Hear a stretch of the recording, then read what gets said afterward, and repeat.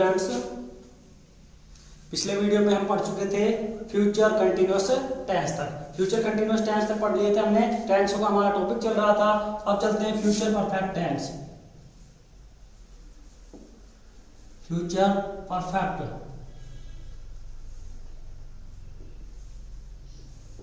Tense, future perfect tense.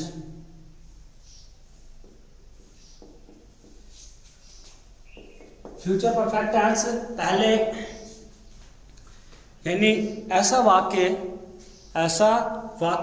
जिसके अंदर कि भविष्य में कार्य पूर्ण हो गया हो, भविष्य में कार्य पूर्ण हो जाए, वह कहलाता है फ्यूचर परफेक्ट टेंस। ऐसा वाक्य जिसके अंदर भविष्य में कार्य पूर्ण होना दर्शाया जाए, वह कहलाता है फ्यूचर परफेक्ट टेंस। तो इसकी सबसे पहले हिंदी पहचान ले लेते हैं। क्या लेते हैं? हिंदी पहचान। फ्यूचर परफेक्ट टेंस की हिंदी पहचान।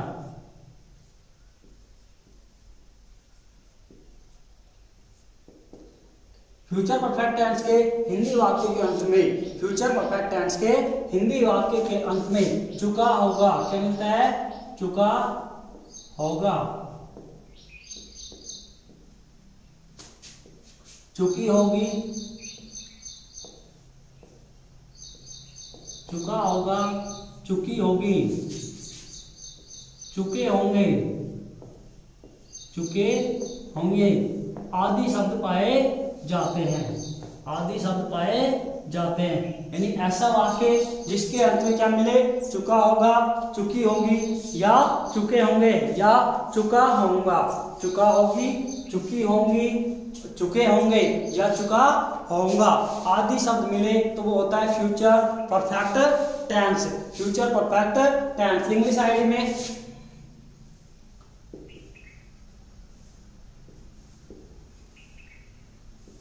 आईडी में आपको मिलेगा just, yet, recently, already, so far, और इसके साथ इसके प्लस में मिलेगा आपको पास्ट फ्यूचर आईडी। क्या मिलेगी?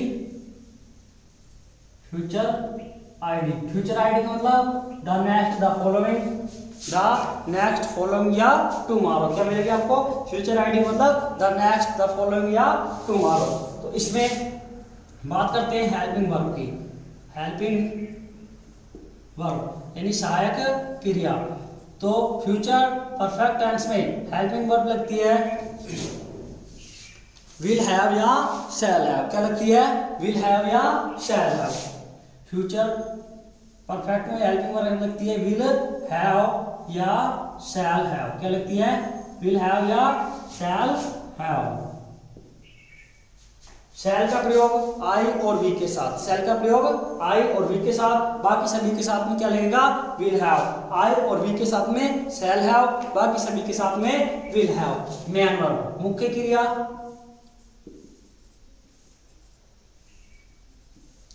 मेन वर्ब की थर्ड फॉर्म का प्रयोग होता है परफेक्ट टेंस में, चाहे फ्यूचर का हो, चाहे पास्ट का हो, चाहे प्रेजेंट का हो, हमेशा वर्ब की थर्ड फॉर्म का प्रयोग होता है। किसका प्रयोग होता है? वर्ब की थर्ड फॉर्म का।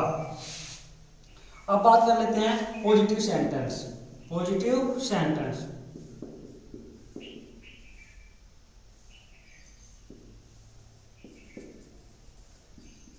पॉजिटिव सेंटेंस यानी सकारात्मक वाक्य।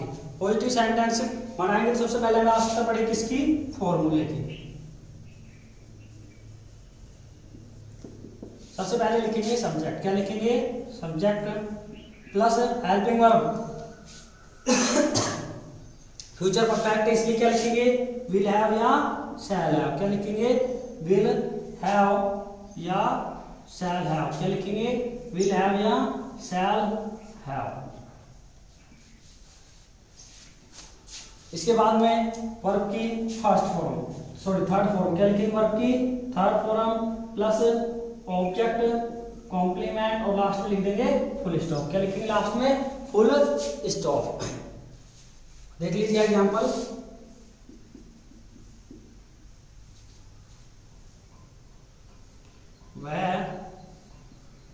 घर पहुंच चुका होगा। देखिए वह घर पहुंच चुका होगा, तो क्या है, चुका होगा। सबसे पहले सब्जेक्ट ही, विल हैव क्या आ जाएगा सब्जेक्ट हेल्पिंग वर्ब के रूप में, विल हैव। वर्ब की थर्ड फॉर्म रीच्ड और क्या बच गया, होम। क्या बच गया, होम। अगर आपके पास इंग्लिश में आए तो किस प्रकार से आएगा, देखिए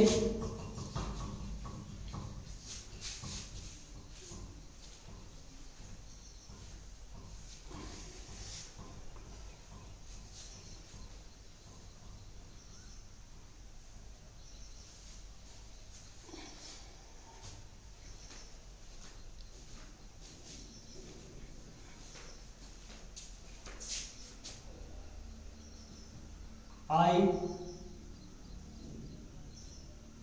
Khalistan do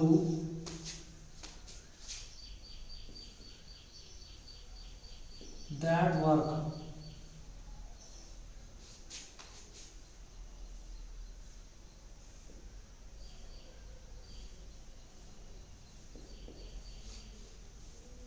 the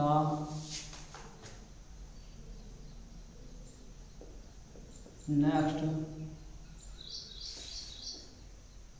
Monday.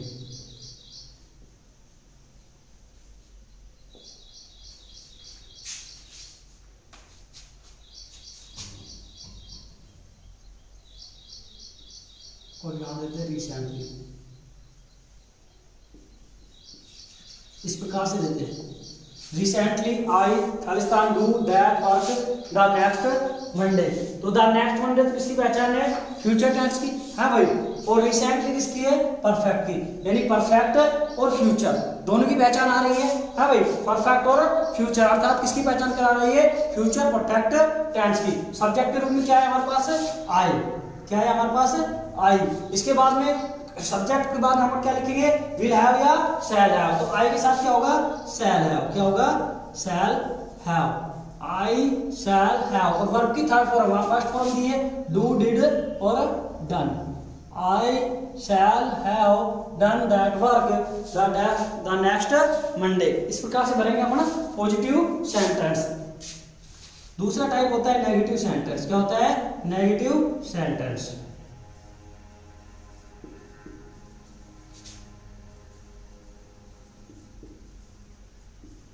Negative sentence का अर्थ होता है नकारात्मक वाक्य। क्या होता है, नकारात्मक वाक्य। यानी जिस वाक्य में आपको क्या मिले, नोट, वह होता है नेगेटिव सेंटेंस। तो इसका फॉर्मूला होता है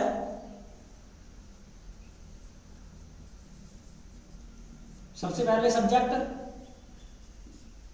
प्लस में विल हैव या शैल हैव। क्या लिखेंगे, विल हैव या शैल हैव।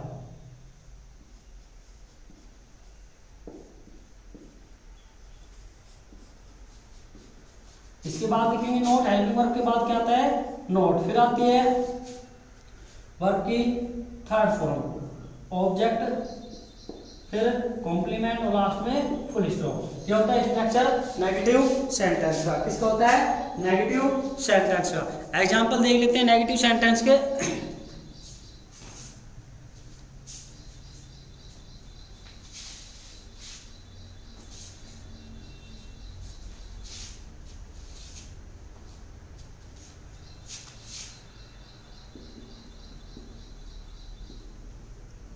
वे फल नहीं, वे फल नहीं पक चुके होंगे। देखिए वे फल नहीं पक चुके होंगे। चुके होंगे किसकी पहचान करा रहा है, परफेक्ट टेंस की, फ्यूचर परफेक्ट टेंस की। अब देखिए सबसे पहले वे फल, वे यहाँ पर दैट है ना कि ते है, क्या है, दैट है, क्योंकि वे फल उन फल से जुड़ा हुआ है, वे कोई प्रोनाउन के रूप में नहीं आए, उन फल के रूप में आया, तो क्या लिखेंगे, सबसे पहले subject, those fruits, those fruits, इसके बाद में विल हैव या शैल हैव, तो विल हैव, उसके बाद में लिखेंगे नोट,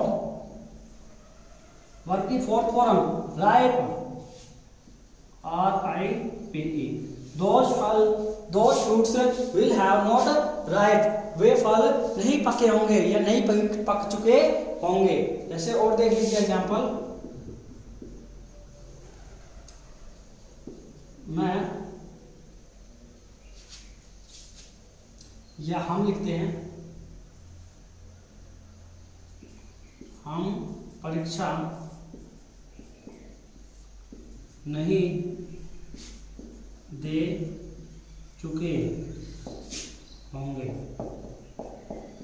हम परीक्षा नहीं दे चुके होंगे, तो चुके होंगे किसकी पहचान है, फ्यूचर परफेक्ट टेंस की। सबसे पहले subject we, helping verb will have या शैल हैव, क्या आ जाएगा, शैल हैव, क्योंकि आई और वी सब्जेक्ट आए तो क्या आएगा, shall have, we shall have.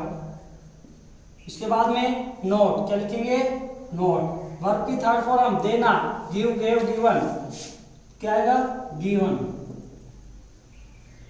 We shall have not given, तो एग्जामिनी परीक्षा, EXAMINATION, एग्जामिनेशन। तो ये आपका नेगेटिव सेंटेंस, क्या है, नेगेटिव सेंटेंस।